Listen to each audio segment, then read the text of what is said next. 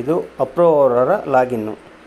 ಅವರು ಲಾಗಿನ್ ಆದ ತಕ್ಷಣ ಅಲ್ಲಿ ಏನು ಇ ಫೈಲ್ ಅಂತ ಕಾಣಿಸ್ತಾ ಇದೆ ನೋಡಿ, ಅದ್ರ ಮೇಲೆ ಕ್ಲಿಕ್ ಮಾಡಬೇಕು.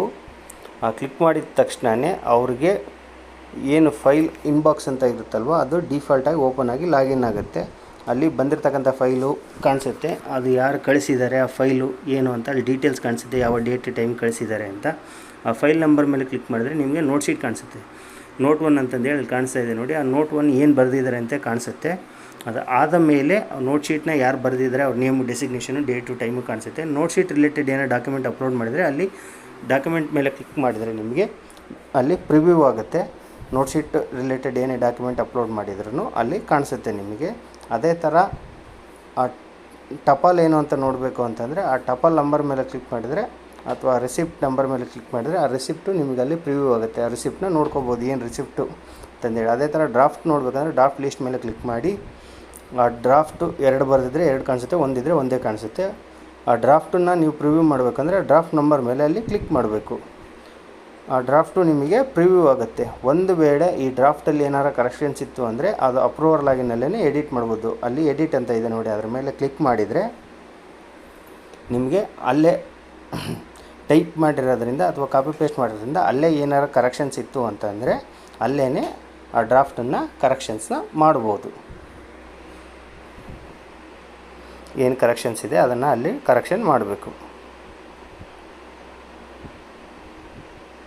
ಅಲ್ಲಿ ಡೇಟು ರಾಂಗ್ ಇರೋದ್ರಿಂದ ನಾವು ಡೇಟನ್ನು ಚೇಂಜ್ ಮಾಡ್ತಾಯಿದ್ದೀವಿ ಅಷ್ಟೇ. ಮಾಡಿಬಿಟ್ಟು ಅಪ್ಡೇಟ್ ಅಂತಂದು ಹೇಳಿ ಕೊಡಬೇಕು. ಅಪ್ಡೇಟ್ ಕೊಟ್ಟಾಗ ಆ ಡ್ರಾಫ್ಟ್ ನಿಮಗೆ ಎಡಿಟ್ ಆಗುತ್ತೆ. ಒಂದು ವೇಳೆ ಟೈಪ್ ಮಾಡಿದರೆ ಈ ಥರ ಎಡಿಟ್ ಮಾಡ್ತೀರಾ. ಒಂದು ವೇಳೆ ಡ್ರಾಫ್ಟನ್ನೇ ಅಪ್ಲೋಡ್ ಮಾಡಿದರೆ ವರ್ಡ್ ಕಾಪಿಲೇ ಅಪ್ಲೋಡ್ ಮಾಡಿದರೆ ಅದನ್ನು ಯಾವ ಥರ ಎಡಿಟ್ ಮಾಡಬೇಕು ಅಂದರೆ ಆ ಡ್ರಾಫ್ಟ್ ಮೇಲೆ ಕ್ಲಿಕ್ ಮಾಡಿ ಅದನ್ನು ಫಸ್ಟು ಅಲ್ಲಿ ಡೌನ್ಲೋಡ್ ಸಿಂಬಲ್ ಇದೆ ನೋಡಿ, ಅದ್ರ ಮೇಲೆ ಕ್ಲಿಕ್ ಮಾಡಿಕೊಂಡ್ರೆ ಡೌನ್ಲೋಡ್ ಆಗುತ್ತೆ. ಆ ಡೌನ್ಲೋಡ್ ಆಗಿರ್ತಕ್ಕಂಥ ಡ್ರಾಫ್ಟ್ ವರ್ಡ್ ಕಾಪಿಲಿ ಡೌನ್ಲೋಡ್ ಆಗುತ್ತೆ. ಯಾಕಂದರೆ ವರ್ಡ್ ಕಾಪಿಲಿ ಅಪ್ಲೋಡ್ ಮಾಡಿರ್ತಾರೆ.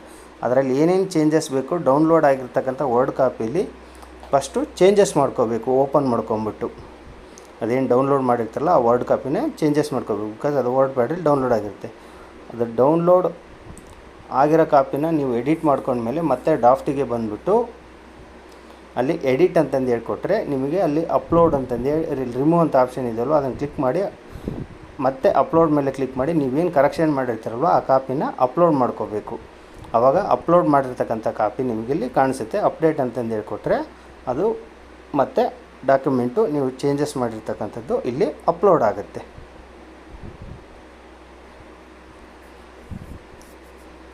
ಅದು ಆದಮೇಲೆ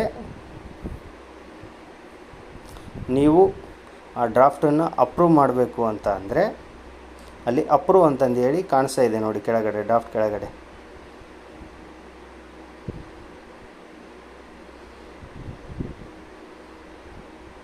ಅಲ್ಲಿ ಅಪ್ರೂವ್ ಅಂತ ಕ್ಲಿಕ್ ಮಾಡಿದರೆ ವಾರ್ನಿಂಗ್ ಮೆಸೇಜ್ ಕೊಡ್ತೇವೆ. ಒನ್ಸ್ ಡ್ರಾಫ್ಟ್ ಅಪ್ರೂವ್ ಆದರೆ ಯಾವುದೇ ಕಾರಣಕ್ಕೂ ಅದರಲ್ಲಿ ಫರ್ದರ್ ಚೇಂಜಸ್ ಮಾಡಲಿಕ್ಕೆ ಬರಲ್ಲ ಅಂತ. ಎಸ್ ಅಂತಂದು ಹೇಳ್ಕೊಟ್ರೆ ನಿಮಗೆ ಆ ಡ್ರಾಫ್ಟು ಅಪ್ರೂವ್ ಆಗುತ್ತೆ. ಆ ಡ್ರಾಫ್ಟು ಮೇಲ್ಗಡೆ ನಿಮಗೆ ಆ ಇ ಆಫೀಸ್ ನಂಬರ್ ಕಾಣಿಸುತ್ತೆ. ಮೇಲ್ಗಡೆಯಲ್ಲಿ ಕಾಣಿಸ್ತಾ ಇದೆ ನೋಡಿ, ಆ ಥರ ಇ ಆಫೀಸ್ ನಂಬರ್ ನಿಮಗೆ ಅಲ್ಲಿ ಕಾಣಿಸುತ್ತೆ. ನೀವು ಸೈನ್ ಮಾಡಬೇಕಂದ್ರೆ DSC ಸೈನ್ ಅಂತ ಕ್ಲಿಕ್ ಮಾಡಿದರೆ ಆ ವರ್ಡ್ ಕಾಪಿ ಇನ್ನೊಂದು ವಿಂಡೋದಲ್ಲಿ ನಿಮಗೆ ಓಪನ್ ಆಗುತ್ತೆ. ಇಲ್ಲಿ ಕಸ್ಟಮ್ ಮತ್ತು ಡಿಫಾಲ್ಟ್ ಅಂತ ಇದೆ. ಕಸ್ಟಮ್ ಅಂತ ತೊಗೊಂಡ್ರೆ ನಿಮಗೆ ಎಲ್ಲಿ ಸೈನ್ ಬೇಕೋ ಅಲ್ಲಿ ಮೌಸ್ನ ರೈಟ್ ಕ್ಲಿಕ್ ಇಟ್ಕೊಂಡು ಒಂದು ಬಾಕ್ಸ್ನ ಡ್ರ್ಯಾಗ್ ಮಾಡಿ ಸೈನ್ ಅಂತಂದೇಳಿ ಕ್ಲಿಕ್ ಮಾಡಿದರೆ ನಿಮಗೆ ಅಲ್ಲಿ DSC ಕೀ ಇಟ್ಟು ಆ ಸಾಫ್ಟ್ವೇರು ರನ್ ಆಗಿದ್ದರೆ ನಿಮಗೆ ಅಲ್ಲಿ ನೀಟಾಗಿ ಡಿಜಿಟಲಿ ಸೈನ್ ಬೈ ಅಂತಂದು ಹೇಳ್ಬಿಟ್ಟು ಆ ಡ್ರಾಫ್ಟಲ್ಲಿ ಅವರ ನೇಮು ಕಾಣಿಸುತ್ತೆ.